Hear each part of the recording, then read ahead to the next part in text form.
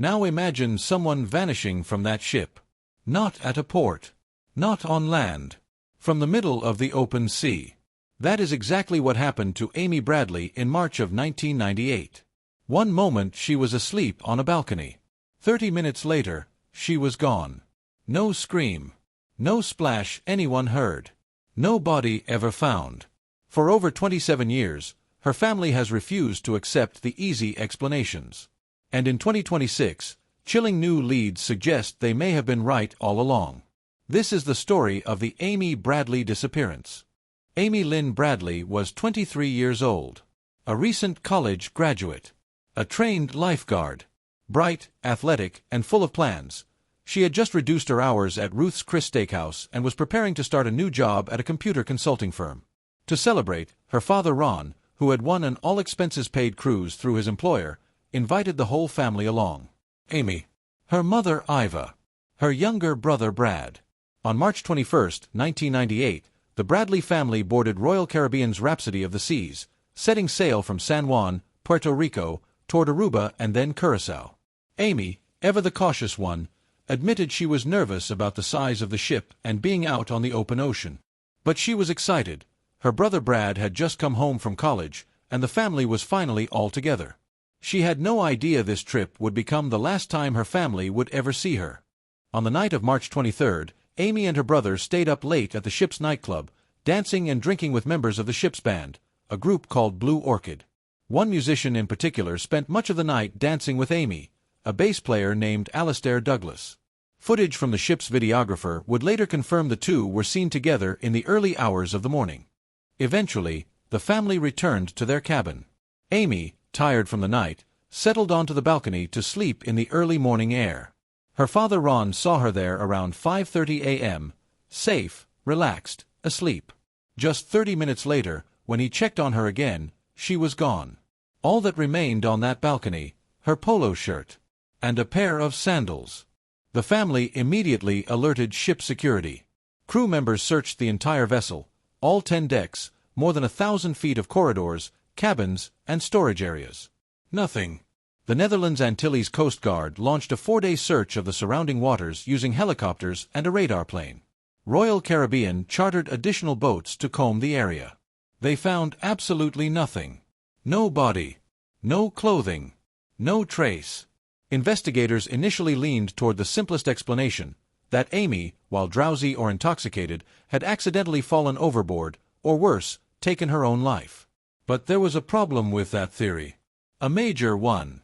Amy Bradley was a trained lifeguard, and investigators later confirmed there was no evidence, none, that she fell, was pushed, or jumped. No witnesses heard a scream. No splash was reported. Nothing. If she went into that ocean, she vanished without a single trace of struggle. 1 month after Amy disappeared, her family traveled to Curacao themselves, desperate for answers. There, a cab driver approached them with a chilling claim. He said he had seen a young woman matching Amy's description, running through a parking lot, searching frantically for a phone.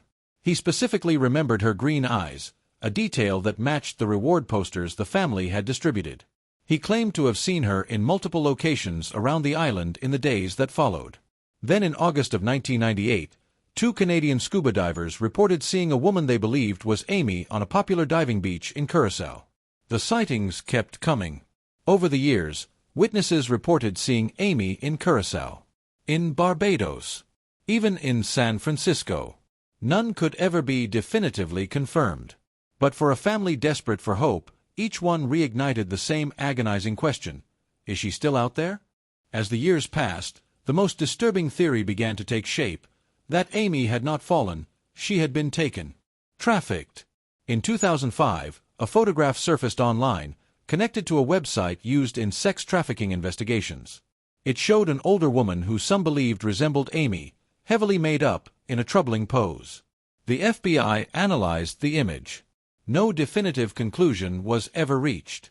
Then, in the documentary released in 2025, a Navy veteran named Bill Hefner came forward with perhaps the most haunting account yet.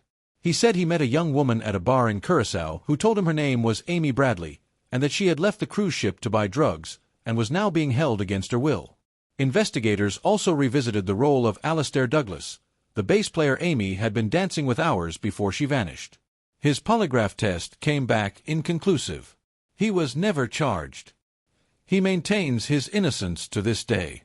But even his own daughter, appearing in the documentary, admitted she had doubts, describing finding a bag full of photographs of women who were not her mother. In July 2025, Netflix released a 3-part documentary, Amy Bradley is Missing, reigniting global attention on the case. Millions watched. Tips poured in. And then, in early 2026, came the most significant development in decades. Documentary director Ari Mark revealed that the FBI had interviewed 2 individuals with reported trafficking ties, both flagged as potential persons of interest in Amy's case. According to Mark, investigators believe they may have identified an organized trafficking ring operating in the Caribbean, one with possible ties to Amy's disappearance. Forensic experts say that if DNA evidence is eventually recovered connected to this lead, it could do something that 27 years of searching has not: confirm whether Amy Bradley is still alive. Podcast host Ethan Klein even pledged a $1 million reward for any information leading to Amy's safe return. For the first time in decades, this case feels like it might actually be moving. Amy Bradley's family has never stopped looking. Not after the first search ended. Not after every false sighting. Not after 27 years of silence. If she is alive somewhere, trafficked, hidden, surviving, her family wants her to know one thing: they are still looking. They have never given up. If you have any information about this case, contact the FBI or visit Amy's official case website. Every tip matters. If this story moved you, hit subscribe. Every case in the vault deserves to be remembered. We'll see you in the next vault.